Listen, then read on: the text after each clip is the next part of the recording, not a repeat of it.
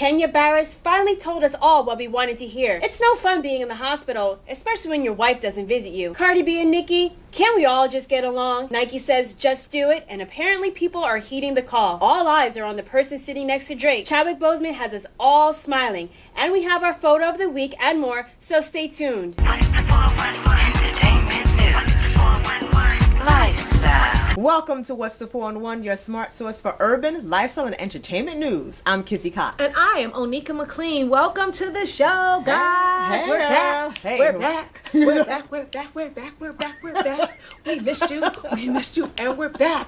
And she got a lot of energy. A lot of energy, yes. I do. That's good. How has your week been? It's been busy. I am doing comedy all over the city, and I have her a out. show. Oh, we're gonna film. This is gonna tape after the show. But there'll be other ones. Yeah, October, so yeah, you guys right? need to follow me on Instagram, Diva of Comedy. You need to follow Kizzy as well, so you can see our shows and Real stuff. Kizzy Cox. Because Kizzy, the real Kizzy Cox, is award winning.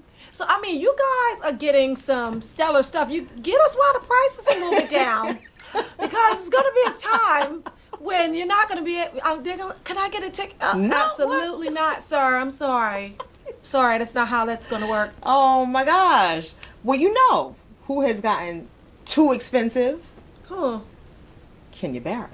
Now, we reported on this a few weeks ago that Kenya Barris was leaving ABC and he has signed a very lucrative deal with Netflix. So Netflix is a step up from ABC at this point? What's happening here? Absolutely. Oh, ABC, you get some shade. Absolutely. That's a staple. And now we know why he left ABC. Remember we were talking about how, he had this whole The 10 deal? He was gonna talk about that shelved episode of Blackish where he was talking about the kneeling and the NFL. Oh, and when you were talking not- about Roseanne and how you were like, how would they allow Roseanne to say all those things when she had her Right. special without, and then they Right. shelved Blackish. I remember. You guys remember too. Exactly. And so that was his whole thing. Is like ABC executives wanted to court kind of that red state audience, and they did it at the expense of the Blackish episode. And at that point, Kenya was thinking, you know what?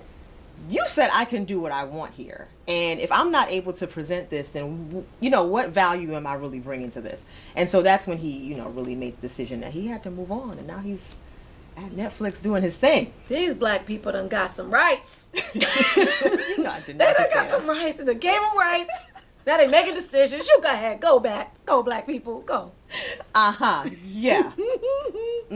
Okay, so good. Also, wait a minute. So I'm gonna throw shade a little bit, cause Tamar is right. So Vince Herbert, right? It's Herbert or Hubert? It's Herbert, right? Herbert, Vince yeah. Herbert, who is Tamar and Vince. That's the other half, but he was like a bigger piece. But anyway, that's hilarious to me. So okay, so he is in the hospital suffering from gout. Me men always get gout. It's true, like they always get gout. So he's suffering from gout, and So wasn't he NFL in the NFL? who? Vince? Vince was in the NFL. He wasn't? What? He is the producer of Lady Gaga and all that stuff. I mean, okay. no. Oh, see, I so don't you know just this. think he's a big guy? He was a football player. Yeah, I was like something. I was like, okay. The Green Mile. No, okay. Anyway, she said the Green Mile. I did not say the Green Mile. But anyway, poor Vince is in the hospital, and Tamar, who is bald. What's going on with Tamar? She shaved her head. She shaved her head because she got rid of Vince. I thought she had cancer. I was like, did you?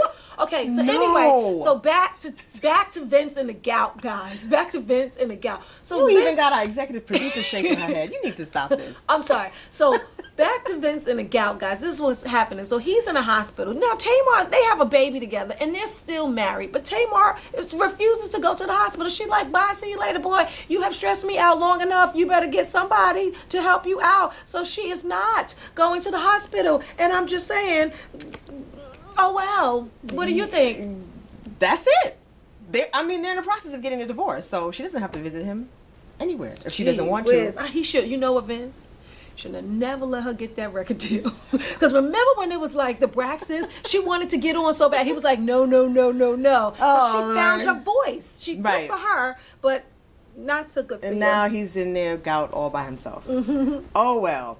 So remember that fight with Nicki Minaj and Cardi B at New York Fashion Week? Okay, Remember this that? was the fight. Let's go. Let's do it. This is the fight. Do this. It wasn't even that. It was this. This is the And fight. threw a shoe.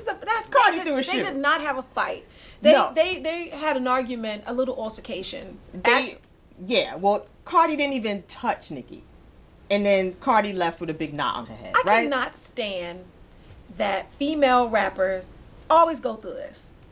Little Yeah. Kim, Foxy Brown. Like, Yeah. just, like, Nicki Minaj and anybody with a vagina. Like, Oh my God, wow.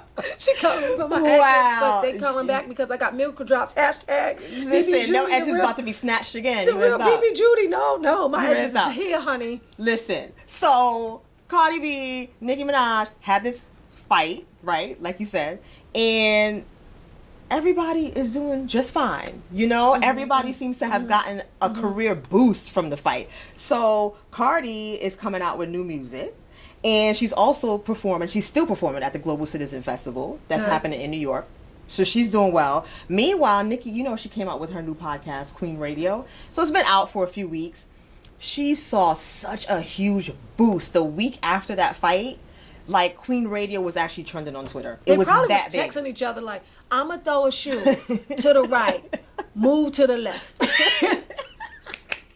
Listen, they are doing so well. Nicki Minaj, her Good for video them. came out and it was like 5 million views within a day of being like put out there. Her friend Rihanna, Nicki Minaj's friend Rihanna, like uninvited Cardi B to the Diamond Ball though.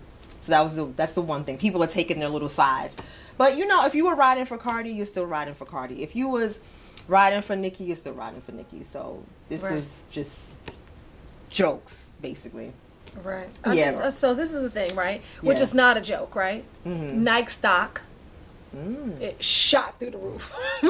So Nike, right? So Nike, right? So Nike, Yeah. they decided for their 30-year of that Just Do It campaign, they invited Colin Kaepernick, right? Yeah. And Yes. Saw you know, that. all of white America was like, "Oh, I'm gonna burn my Nikes," Right. And I was like, "Why are you burning your Nikes? That doesn't make sense." Like, he just kneeled. Like, well, okay. So anyway, can't burn the flag, gotta burn Nikes. Okay, whatever. So anyway, but it didn't matter because now Nike is having like record numbers in their Of stock. course they are. And Of course they are. Did you see what Jennifer Lawrence? Did you see her at the Grammys? Yeah. She had No, the on Emmys, at the Emmys, yeah, yeah. At the Emmys. I'm sorry. Yeah, I was like, what? I love it. I love it. She had like a her little bipolar blinged out swoosh. Yes. And her little bracelet to match. I was like, you Yes, go, Jennifer. Yes, go ahead, Nike. Go ahead. Go ahead, Colin Kaepernick. Like, he's not going to be poor. Absolutely not. Right. But you know what? Our executive producer said this and I'm not kissing up, but she said this like a year ago. I'm really not. Oh, you're doing me. Oh, that's good, Patty. Don't feel good in your belly? Okay, so anyway, so she said, this is what she said. She was like, you know, corporate America needs to start taking sides. And I was like, corporate America is never going to take sides. And she was like, if they do, it's all Yeah. about the dollar. And, Right. and if sides go with the dollar and you see that if you do the right thing, you'll make more money, then more companies will take a Right. stance. Right, they are. And it's absolutely. Go ahead, She's Nike. right. Go ahead, She's Nike. right. Mm. You know, all the corporations are taking sides right now. What do you have? Chick-fil-A, who's like, you know, all the anti-gay stuff But that wait they're a minute, but wait a pushing. minute. Chick-fil-A's opening on Sundays. I said, poor Jesus. They are? Yeah, they got to What? start opening. Oh gosh, I don't even Okay. know what's happening. But sometimes you just need your chicken. Well, Even on sometimes you Sunday. need your chicken. Speaking of chicken, right? Drake. Right, so Drake is dating some 18-year-old girl, Speaking of right? chicken, He done how took did this that- 18-year-old girl. Her name is Bella Harris. She's a model. He took her to dinner in D.C. What's the restaurant? He closed down the restaurant. RPM Italian in D.C. At 18. How old is Drake? 62. Girl, bye. She's like 30. He's maybe like 34. So that's something like okay. that. 18 and 34. Who was dating an 18-year-old? R. Kelly. Oh, stop. Oh, Oh, I'm just sorry. No. I'm just sorry. No, you're not. Well, all right. Well, I don't. Listen. How about Quincy Jones talking about he's 80-something years old and he's not going to date nobody old? He's dating everybody's 20-something and 30-something. Now, that age gap is just absurd. Quincy Jones probably have dementia now. He's saying this nonsense. Don't listen to him. You know, like don't come for the elderly's edges. Like the elderly's edges. Like you're gonna go from Drake to Quincy Jones. That's 50 years. But he's dating women 50 years younger than him. So I'll we'll see. I'll date younger men, How young? like in their 30s. That's younger? Okay, that's not younger? That's not that much younger. That's fine. That's not really anything. What I'm talking cougar, like meow. I'm I talking know, like I'm a Thundercat. Like, I would do 21. 26, but they be wanting Jordans. And I'm not buying no Jordans for nobody. My kids is pimping me enough, and I ain't no guy gonna be asking me for my money. You're not trying to be no sugar mama? No, because that's like the Thundercat. Like, they're like, hi, I need help with my tuition. I'm like, I'm already paying tuition, sir. Oh, Lord. No. I'm just joking. These are jokes. No. What you got? What else you got? What else you Listen, got? so, we all love Chadwick Boseman, who is not 30, he's 30-something. He's 30-something? He's right there, girl. Right there. Wait. Chadwick T'Challa. But he lost that fight. Like, I like Killmongers. Like, I'm from the hood. I'm like somebody that's gonna be like, first of all, burn it. Burn the whole damn thing. You be like, that's right. Burn this shit. We don't need it.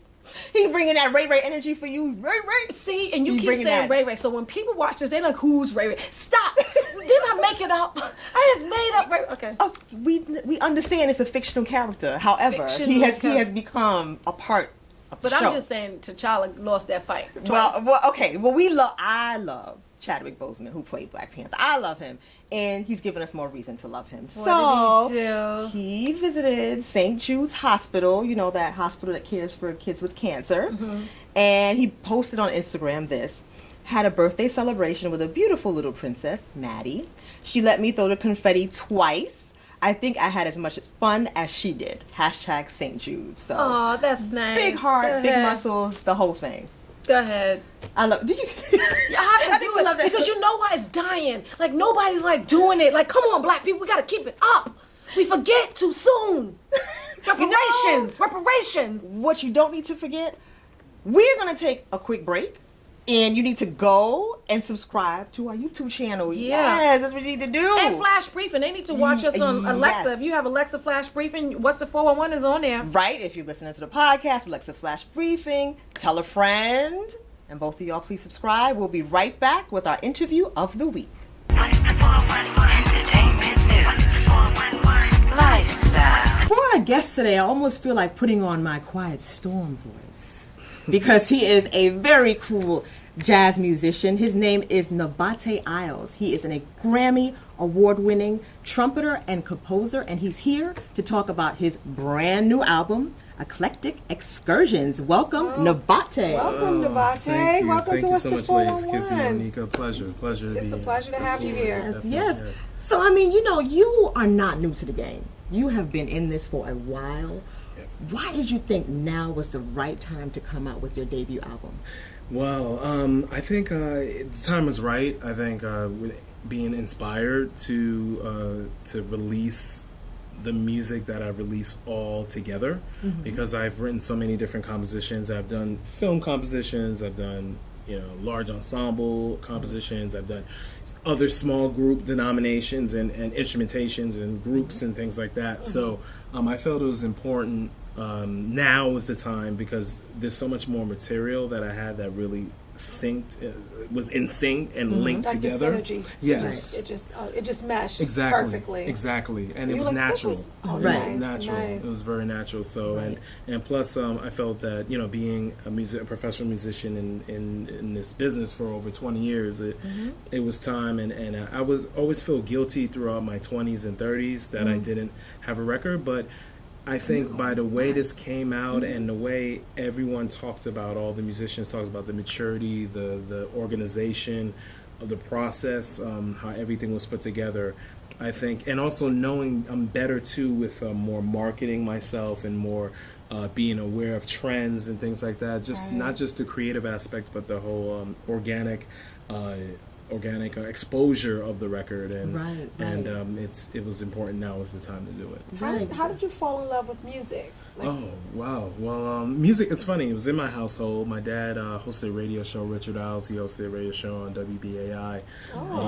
Like during my years of growing up, through elementary school and through middle school and high school. So it's just in Right. your veins. So yeah, it was in my exactly. My warm veins, yes indeed. But yeah, it was great too with my parents exposing me. My mother was a lot into the Motown sound and a lot into Quincy Jones, who I really was my first influence with Back on the Block. that album in the late 80s. And that's what inspired me to do Eclectic Excursions, because Quincy Jones, those records to do Body Heat, have all that on vinyl. And I noticed at a young age, when I was 11, 12 years old, I noticed, wow, so many different styles of music. And then it comes full circle. Maybe that was in my subconscious to create an album, create a project that reflected that years later. Right. That's And I mean, you amazing. also didn't just bring in, different styles of music. You brought in a bunch of musicians, different musicians, like at least 20 artists. How did you bring all those people together on the same album? Oh, wow. Well, I planned ahead, definitely. I planned ahead because I knew musician schedules, and then one thing I've always been concerned about in booking gigs with musicians and things like that, I've always been concerned about, okay, is this cat going to be in town? Is this cat going to be in town? And cat is like, term. Jazz Yeah, exactly. Term dirty, So, I would always think to myself, will he be in town? Will she be in town? Et cetera, et cetera. So I started planning in May of last year for the album, and started to put it. Though. That is That's fast. quick. That's Like, a I'm quick like, album. what? May? Yeah. Oh yeah. So 14 months later now. Wow. Yeah. So you have a whole other album in you. I can feel it. Like Oh. it's like you're trying to get them out, right? Actually, I it's can funny. feel it. It's funny you say I that. can Yeah, feel it. I'm gonna start recording next spring. Actually, yeah. So Wow. it's Call me now. yes, indeed. So I have so many concepts and ideas that I want to do. So I planned in May and put a budget together, everything, and I called people that I've worked with for 10, 15, 20 years, good friends of mine that I've worked with, that been in my ensembles, or I've been in their ensembles, or we played in ensembles together, led by other people. So I called them, and they were totally on board instantly, and pretty much everyone I wanted was available for the record. Yeah, So basically. great. So Yeah. it was like synergy. It Yeah, was it's just like the right universe time. just lined up. Right. What's your favorite track? Like, what's the one that hits home for you? Find Your Light. I love that song. That's what we're Find talking Your about. Light. We're like, that's a Find Your beautiful Light. song. Who's Yeah, that we're like that. songstress? I was like, she sounds Alita? amazing. Alita Moses. Yeah. Alita Moses. Yes, indeed. Oh my It God! is a I beautiful have voice. not Yes, heard a indeed. voice like hers before. And she's only 24 years old. Really? 24. Yeah, she's Wow. she's prodigal. Definitely, she's Wow. a prodigal daughter. Like the prodigal son, prodigal daughter. Definitely. Wonderful. That's amazing. But she's great, and that was I wrote the lyrics and the music for. That was gonna be my next It's so question. inspirational. Oh, It is. thank Find you. Your Thank you. It's shine bright. And, yeah. You guys have to really, really download this. Please download this. It's amazing. It's just amazing music. Such a Yeah. blessing. Such a blessing to create something. And it was the first time I wrote lyrics publicly.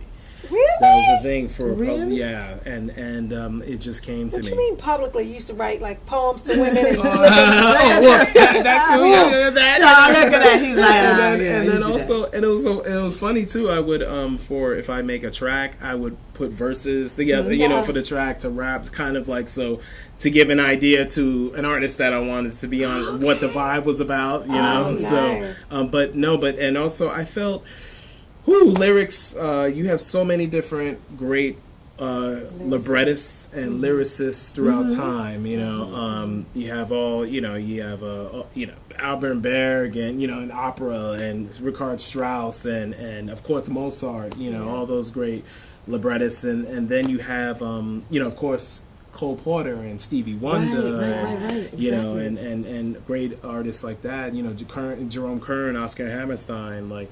It just goes on and on. Of course, Leonard Bernstein, so it just goes on. And I just felt, wow, there's too many great lyricists and everything. And I'm like, so you're whoa. trying to like compare yourself? No, Yeah, no, everybody because has they their raised the own. bar, and then That's dope to artists raise like the bar, Langston right. Hughes and Right. Jorge Luis Borges, And if who's it's a all major in your influence body, in me, if you put that inside your spirit, then you want to rise to that kind of occasion. Right. And I think you did. I think Oh, you hit thank the you. mark. Yeah. It's amazing. You worked with a lot of other people too. I mean, talked about Alita, but you've also worked with Kenny Lattimore. You've worked with Mos Def, aka Yasin Bey. You've worked with a lot of people. How do you choose the type of artist that you want to collaborate with, or work with in general? Oh wow, that's a good question. Mostly they choose me. Usually like they'll choose me or someone or a musical director. Musical director would choose me for the band to be a part of it. Okay. So yeah, it's just all about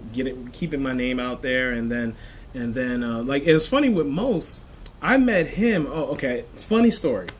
I first met him ever on the street. Like I was going to SIR Studios right in Chelsea doing a rehearsal. This sounds like Brown Sugar. And it was actually at that time. Like Brown Sugar it to was me. actually at that time because remember Brown Sugar came out in 2001. This is May '99. This is right after I graduated from college, and Mos was on the street with Busta Rhymes. So he was such a great guy. Busta was cool too, but Mos really was like very engaged, And then I saw him 6 months later. Literally, I was walking the train up in Harlem, and they were filming Bamboozled at the time. And right there, right on my block, I walk up, I see Mos again, and he remembered me from that meeting, that talk 5-6 months ago, because I met you at SIR, and he was with Busta, and when I said Busta, he remembered instantly, and then I had in my CD player, I kid you not, Black on Both Sides. His CD that came out right at that time in October, November of '99. I had that in my CD player, and I showed him. He was like, the Disc Man back in the day. It's putting together. Exactly. And then we talked about, because we were talking about the Tyson fight as well, because he was talking about boxing with people. So, and I was like schooling them kind of on boxing a little bit, saying like, sports really well. Yeah, exactly. So I was saying, no, the Tyson fight was good. It was the Diego Corrales fight before that, and they were like, "Oh, that's true." So yeah, so I was like, but then then I would see him around throughout the years and stuff, different circles, and then I joined his band with Will Calhoun, the drummer for Living Color, a great jazz drummer as well. But overall savant on the drums. Had me in Mos's group, and that's when I worked with him for a couple years. So it's very nice. Just like you said, eclectic. Some hip hop, you got some R&B, you got everything like kind of mixed up in there. Yes. So you also, like, speaking of eclectic, you had some very varied experiences. So I heard that you actually played in a band that played at President Barack Obama White House. Yes. What was that You were experience there? like? That was surreal. Wait, He was in there. the trumpet section. In the trumpet section. Yeah. He was there. In the trumpet section, yes. And that was the last concert of his administration, because it was a tribute to Ray Charles. Oh my gosh! And wow. also prayers to Demi Lovato for and it seems like she's pulled through. Yeah. But she was part of that. And she was so genuinely nice, like, to all of us and everything. That's why it kind of hit me when I heard that news earlier. But definitely. If you haven't heard, right, Demi Lovato had an overdose. So prayers go to her. Absolutely. So Demi was part of that with Sam Moore and Usher and Leon Bridges and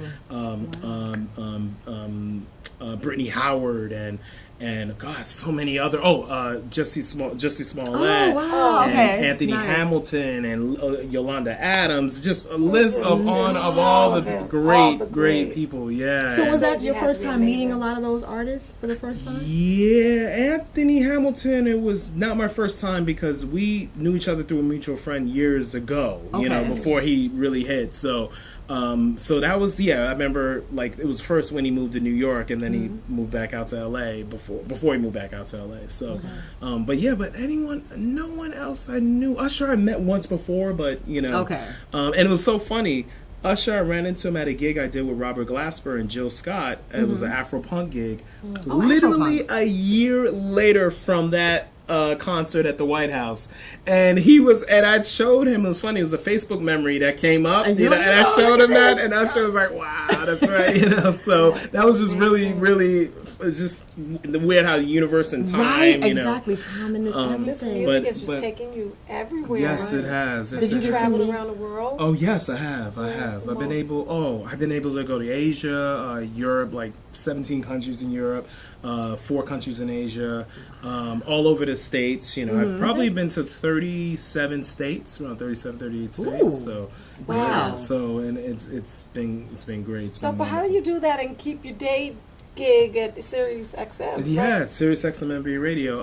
I do that just by, I might use my vacation days to. Oh my gosh! Wow. So you gotta do what you gotta do. I use my Okay, vacation days hustle hard. to travel, and everything. And they're very understanding. They knew before I was hired, they knew that I had a career in music, but they know that I come in and do my work and do it at a high level and come in with a lot of enthusiasm. Right, So yeah. right.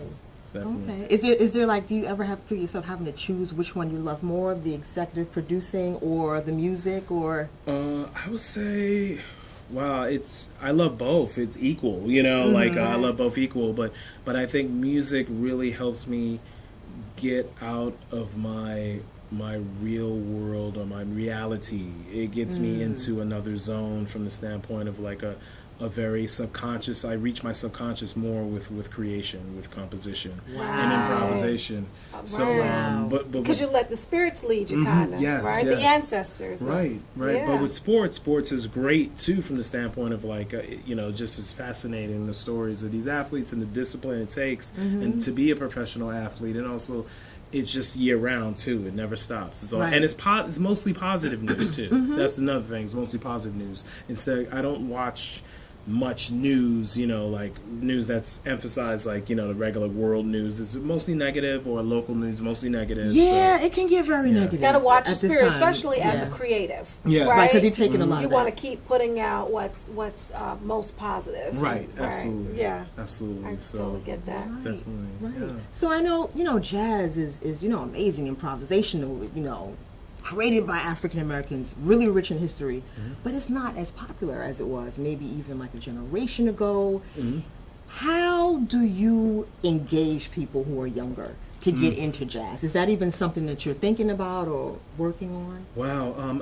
By Eclectic Excursions, having music that talks about pretty much what it is that jazz and blues is the root, and the base. branches are hip Hip-hop. hop, Right. R&B, the soul, Exactly. the funk. Those are the branches, soul, yeah. So that's Exactly. all the branches. So, so what I'm doing with this record was like to really be able to still have that improvisational base and the roots of jazz, from the standpoint of rhythm, of very involved melody and harmony, and then being able to still have that feel and groove of the modern day music and what's happening now. So Where do we find it? Where do we Right. find your music? Like, oh yes, well, Eclectic Excursions. Yeah, you can get it on iTunes, on iTunes, Google Play, Amazon, Spotify, Tidal. It's everywhere. It's all over us. All digital platforms. how do we find you in social media land? Like, what's your handles? We need to know where to go. Yes, indeed. Well, my Instagram is nsi.universal. So N is in Nabate, S is in Sekou, I is in Isles, .universal. NSI dot Universal. universal. And Okay. then my Twitter is @Nabate Isles SMTA. SMTA. You have to say that louder, guys. So yeah, @Nabate Isles SMTA for We'll so put much it down to talk below. Yeah. We'll put it down below Right. also. guys. And then my Facebook is Nabate Isles Trumpet. That's my Facebook fan page, and Nice. as well as also I will be having a website that launches next month, which is nabateisles.com. Entertainment news. All right, I'm Kizzy Cox, and on behalf of my co-host, Onika McLean, thank you for spending time with What's the 411. We will see you next time. 411, who's got the 411? 411, they got the 411. Who's got the 411? We got the 411.